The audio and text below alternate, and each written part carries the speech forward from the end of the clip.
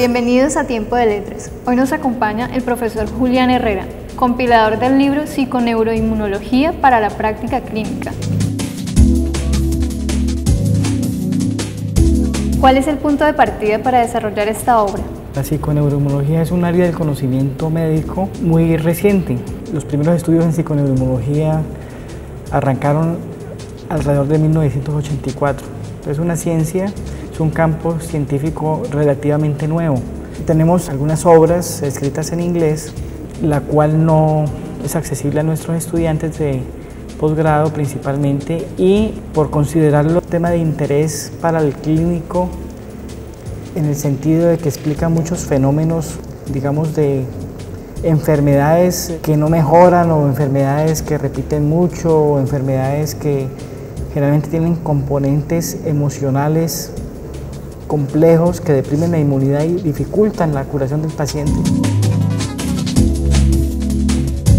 Entonces pensamos que sería muy importante para nuestros estudiantes y para los profesionales de la salud en general contar con una herramienta en español para, digamos, sensibilizar y tener herramientas para la práctica clínica. Todos estos elementos de la integración de la parte psicológica con la parte neurológica, de respuesta neurológica y de respuesta inmune, que dicho sea de paso, la inmunidad es el guardián de la salud y cuando la inmunidad falla se presentan procesos patológicos de una manera muy importante.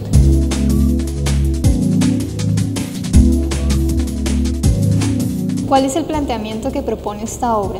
Plantea inicialmente, digamos, un reconocimiento de los conceptos modernos sobre lo que es la estructura y la función del sistema inmune, porque como es un tema tan especializado, permite al lector que no está tan familiarizado con la temática, digamos, tener unas herramientas para comprender el resto de capítulos. Entonces, por eso los dos primeros capítulos son en este sentido. Luego estructuramos el libro de tal manera que hiciéramos un recorrido por las diferentes patologías y los diferentes ciclos vitales del ser humano, como pues, por ejemplo la pediatría, la gestación, el anciano, el adulto maduro y patologías específicas en la parte cardiovascular, en la parte infecciosa, en el cáncer mismo, tratando de que el lector tuviera una aproximación muy real sobre el estado del arte y el conocimiento científico actual, la frontera del conocimiento acerca de esta temática.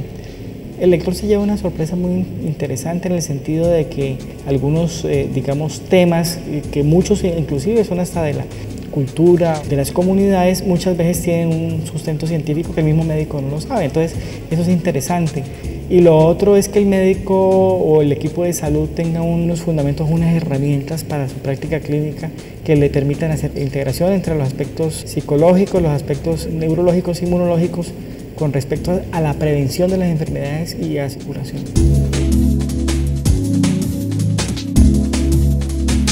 ¿Qué es la psiconeuroinmunología? La psiconeuroinmunología es un campo de la ciencia en el cual se establece las diferentes conexiones o relaciones que existen entre el cerebro y el sistema endocrino, sistema neurológico y el sistema inmune. Lo interesante de esta área del conocimiento es que hasta hace muy poco se pensaba que básicamente el cerebro modulaba la respuesta inmune, ¿sí? Hoy por hoy se sabe que la respuesta inmune también modula la actividad cerebral, es un aspecto bidireccional. Y nos ha ayudado a explicar muchos procesos que hasta hace poco eran poco entendibles desde el punto de vista médico.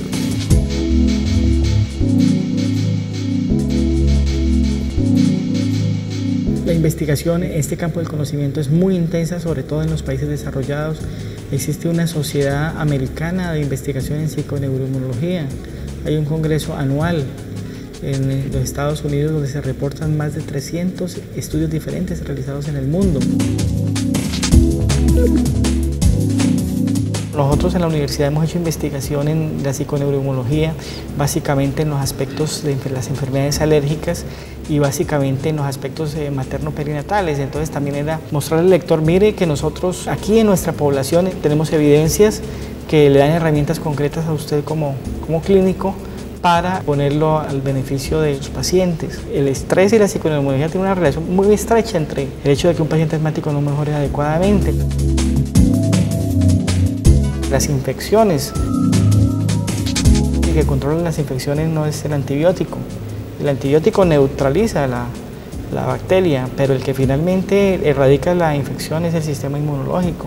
Entonces esto es muy interesante en ese sentido de ver la diferente evidencia científica que hay a nivel internacional sobre esto, que en muchos casos es absolutamente desconocida para el clínico en general, y cómo el clínico se puede apropiar de estos conocimientos para lograr una mejor recuperación de la enfermedad en su paciente. Yo recuerdo cuando me estaba formando como médico hace muchísimos años, los niñitos eran hospitalizados solitos, estaban sin padres, estaban solos, llorando por sentirse solos en un sitio diferente. Y nosotros veíamos cómo las infecciones eran más severas y más difíciles de tratar. Hoy por hoy tú ves las salas generales, está el papá, la mamá, el niño. Eso ha ido cambiando, todo eso con base en conceptos de psiconeuroinmunología.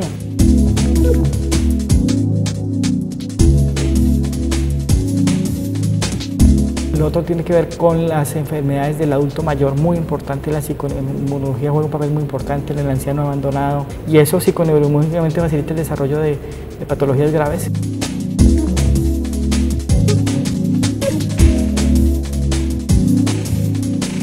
El cáncer. Sobre el cáncer no hay una evidencia contundente, no se sabe qué es primero, si el huevo o la gallina, si es que el estrés predispone a que el cáncer se desarrolle, el estrés crónico severo en niveles muy altos.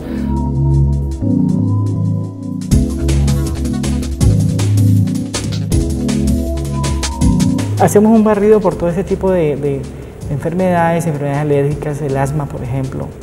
El asma es una patología que tiene un componente psiconeuroinmunológico muy importante. Finalmente hacemos como un análisis crítico de los alcances de la psiconeuroinmunología. O sea, esto es algo nuevo, es algo distinto, es un enfoque integral con un contenido y un apoyo muy científico, pero también hacemos un análisis crítico hasta dónde esos conceptos son más o menos importantes dependiendo del área donde los estemos trabajando. El último capítulo tiene que ver sobre la relación médico-paciente, que es fundamental. Muchas veces el paciente llega a la consulta con una cantidad de temores, y con una buena relación médico-paciente el paciente se siente hasta mejor cuando sale de la consulta. Eso es psiconeuroinmunología, y por eso a veces muchos médicos son muy exitosos con sus pacientes por una excelente relación médico-paciente, por la confianza, por la empatía, por la fe, ¿no? La fe mueve montañas, decían los orientales. Todo esto está mediado por la psiconeuroinmunología.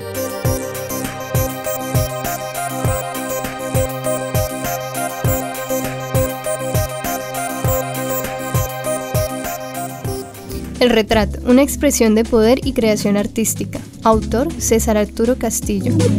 Abordamos el arte desde la óptica de la interdisciplinariedad, con referencias a la historia, la sociología, la economía e incluso a la literatura, para señalar los elementos que inciden de una forma particular en nuestra producción pictórica y en especial en el género del retrato.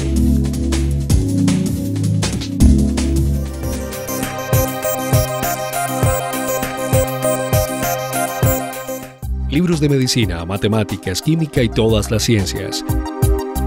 Libros de historia, sociología, música, pintura y las otras artes y humanidades, además de novela, poesía, cuento y todos los géneros literarios. En la editorial de la Universidad del Valle encuentras todo el conocimiento que necesitas. Editorial de la Universidad del Valle.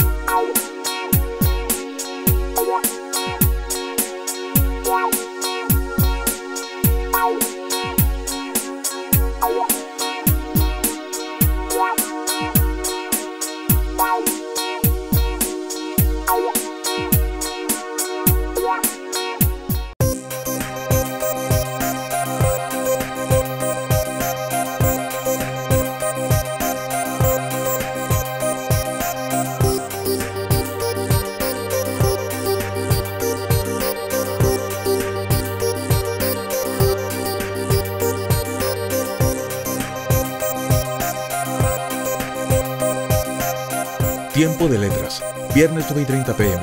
domingos 8 p.m. Las mejores publicaciones están en un solo lugar y al alcance de solo un clic. La librería de la U.com le ofrece más de 14.000 títulos de 70 editoriales. Reciba en cualquier lugar el libro que necesite, cuando usted lo necesite. La librería de la U.com. Libros de medicina, matemáticas, química y todas las ciencias. Libros de historia, sociología, música, pintura y las otras artes y humanidades, además de novela, poesía, cuento y todos los géneros literarios. En la editorial de la Universidad del Valle encuentras todo el conocimiento que necesitas. Editorial de la Universidad del Valle.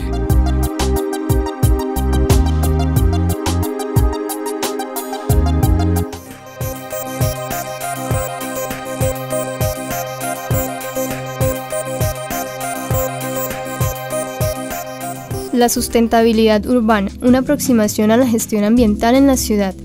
Autor Osvaldo López Bernal. Este libro está dirigido a toda aquella persona que tenga interés y preocupación por los problemas ambientales que aquejan la ciudad, principalmente a los tomadores de decisiones, tanto políticos como técnicos, que se centran en la gestión ambiental y la planeación urbana, en busca de elevar los estándares de sustentabilidad en la ciudad.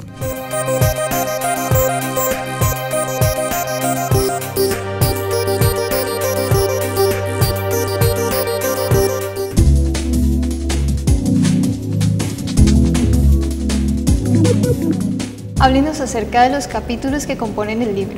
Los dos primeros capítulos son la parte básica de la estructura y función del sistema inmune. Luego hablamos de las enfermedades autoinmunes.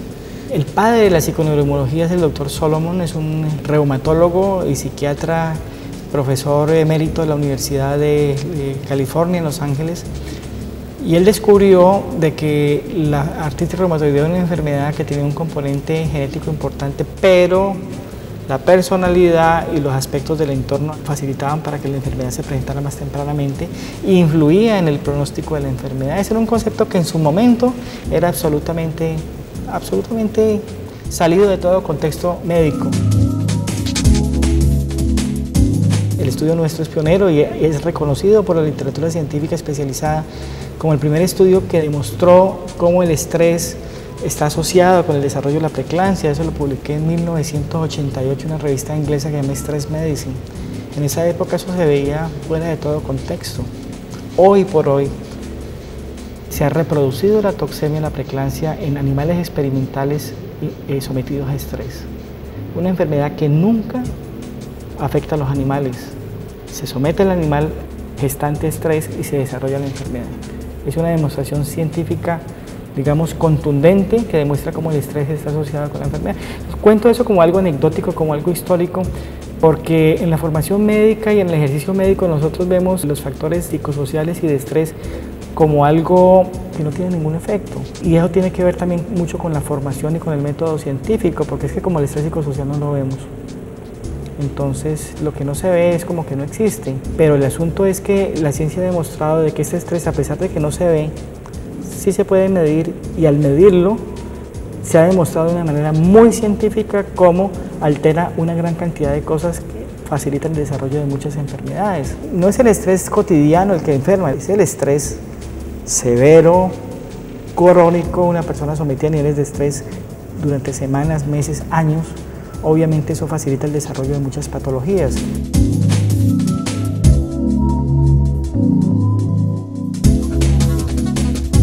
Háblenos acerca del proceso para desarrollar el capítulo sobre el poder de la mente. Básicamente, nosotros hablamos de la mente todo el día, pero me vine desde Aristóteles hasta, mejor dicho, Freud y todas las definiciones modernas, y definitivamente encontré cosas muy interesantes. Y definitivamente la conclusión mía, después de haber hecho esta revisión, y eso es lo que está plasmado en el libro, es que lo que llamamos mente existe, funciona y modula cosas. O sea, el poder de la mente es impresionante, y lo que nosotros tratamos de plasmar en el libro es cómo este poder básicamente está muy relacionado con aspectos biológicos. El poder de la mente es un capítulo muy corto, porque la verdad es que lo que yo encontré en la investigación que hice fue que hay mucha especulación, hay muchas cosas, muchas anécdotas, y lo que hice fue, pues, con mi formación y mi trabajo en la Universidad del Valle como investigador, básicamente fue mirar qué había desde el punto de vista de ciencia, o sea, conocimiento científico, y realmente fue muy poco. Y la verdad es que, a pesar de que hay avances, la sorpresa fue grande. Me llamó mucho la atención lo de la telequinesia, o sea, el hecho de que una persona con su mente pueda mover objetos. Y eso está escrito en la literatura, lo había visto por televisión, pero nunca lo había visto en persona. Bueno, entonces hice ese ejercicio, fue absolutamente impresionante ver cómo se podían mover cosas que no era fácil moverlas ni uno mismo con su mano. Entonces definitivamente aquí hay algo interesante. Lo otro, estuve en el Amazonas con los chamanes, etcétera, también con población indígena, mirando cómo con su medicina tradicional definitivamente debía haber alguna explicación lógica o científica que pudiera explicar de una manera importante esto. Encontré muchos estudios hechos en universidades prestigiosas, universidades de Harvard, revistas científicas importantes.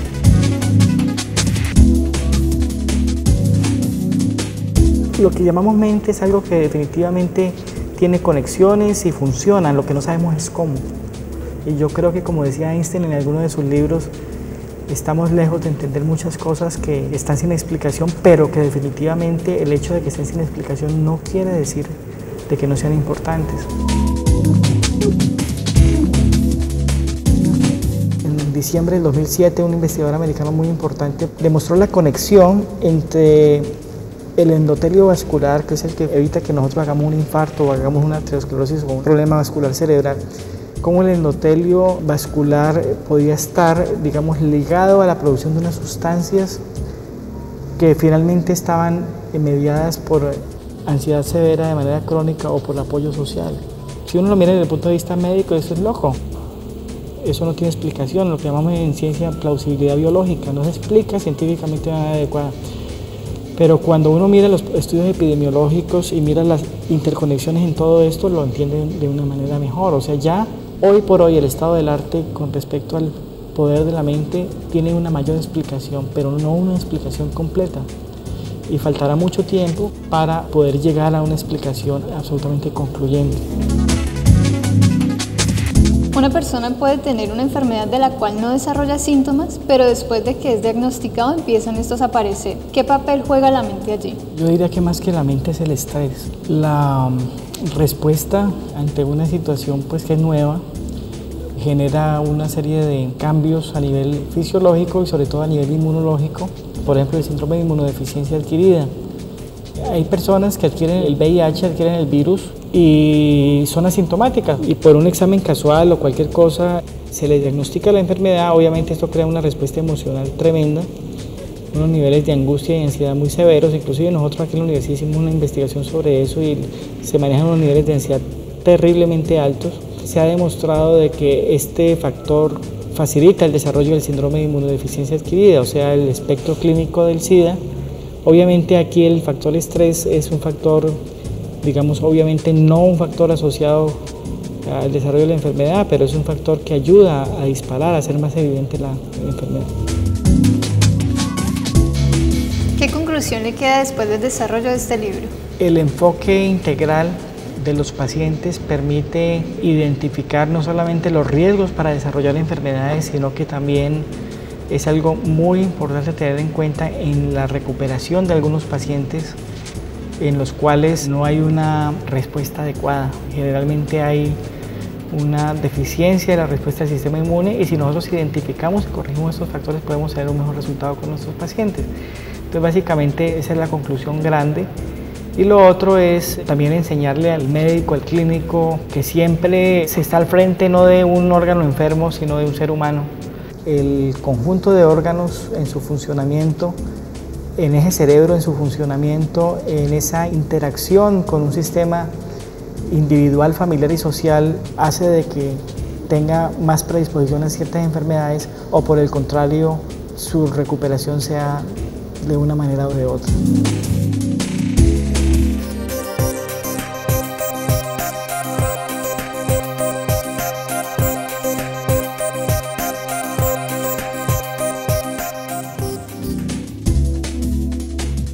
Cerco de amor. Autor Miguel Torres. Cerco de amor es una novela insólita. Siendo como es una historia de amor, alcanza una tensión dramática que nos conduce al delirio y progresivamente a la sinrazón patológica de sus protagonistas.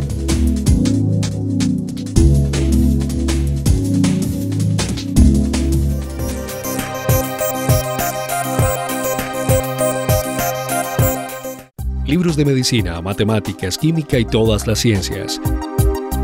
Libros de historia, sociología, música, pintura y las otras artes y humanidades, además de novela, poesía, cuento y todos los géneros literarios. En la editorial de la Universidad del Valle encuentras todo el conocimiento que necesitas. Editorial de la Universidad del Valle.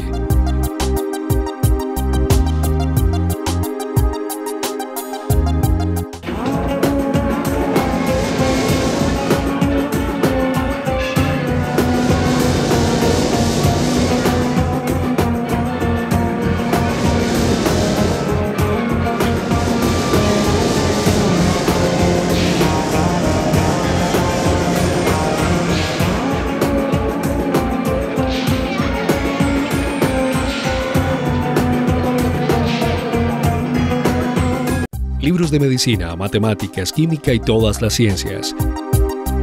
Libros de historia, sociología, música, pintura y las otras artes y humanidades, además de novela, poesía, cuento y todos los géneros literarios. En la editorial de la Universidad del Valle encuentras todo el conocimiento que necesitas. Editorial de la Universidad del Valle.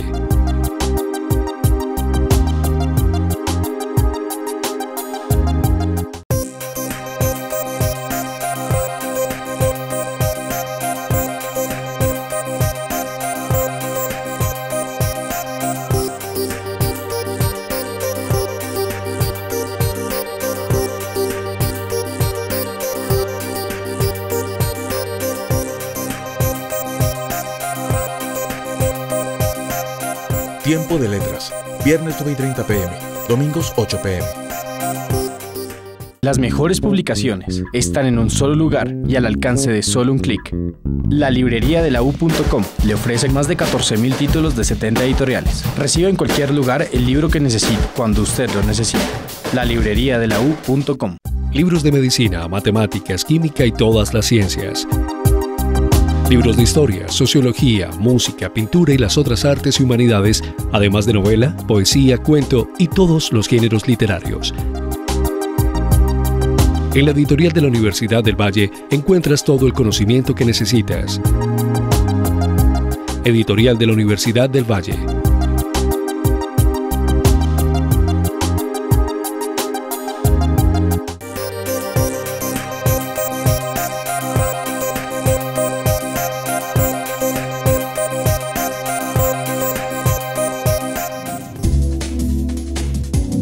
Cátedra Abierta Estanislao Zuleta. Autor Federico Pérez Bonfante. Es un estímulo y un aporte para pensar críticamente la universidad en tiempos tan aciagos para el desarrollo del pensamiento en función del desarrollo humano integral, cuando esta institución de la sociedad se ve tan amenazada por decisiones supranacionales que son adoptadas por los gobiernos.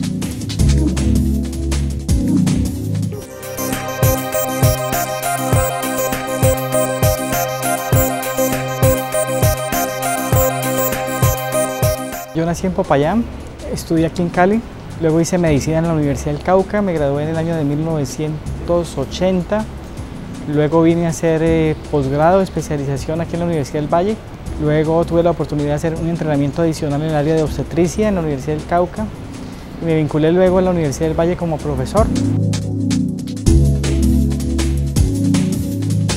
Según me cuenta mi madre, a los 6 años, ella salió de viaje y me dijo que quería que me trajera de regalo. Yo era un niño, tenía 6 años.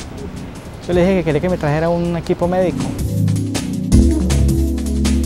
Y un familiar recientemente me entregó un papel que le había hecho yo cuando tenía 6 años y medio, que era una fórmula médica, fue mi primera fórmula médica. O sea, desde muy pequeño tuve inclinación hacia la medicina. Y yo jugaba mucho al médico y al paciente cuando estaba niño. Y cuando estaba en el bachillerato me encantaba hacer disecciones de animales y estas cosas.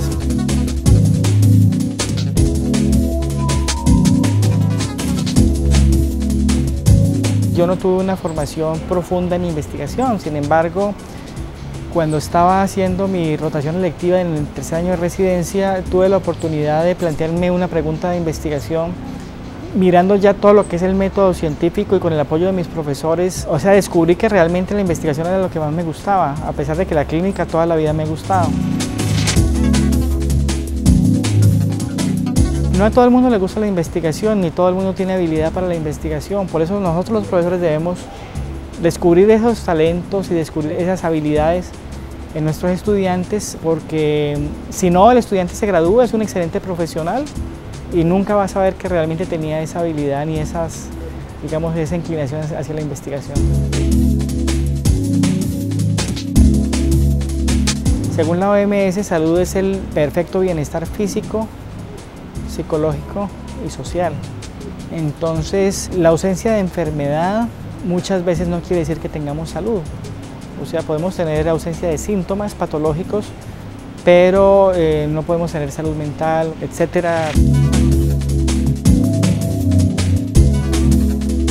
Definitivamente lo que yo creo que es el reto no solamente para el médico, sino para los equipos de salud y los profesionales de la salud en general, es lograr de que nuestra población tenga salud, o sea, un perfecto bienestar y un perfecto equilibrio. Pero no solamente a nivel del individuo, sino a nivel de la familia, a nivel de la comunidad, de la sociedad. Eso es lo ideal y ese debería ser el reto y el deber ser, más que del médico, del equipo de salud como tal.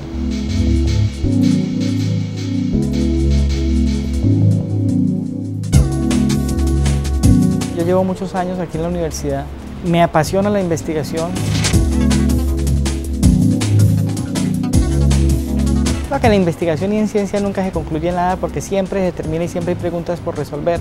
Pero yo me veo básicamente haciendo lo que me gusta hacer, que es estando con mis estudiantes, transmitiendo conocimiento, sembrando inquietud en ellos hacia la búsqueda de ese conocimiento y en lo personal también seguir desarrollando mi carrera como investigador.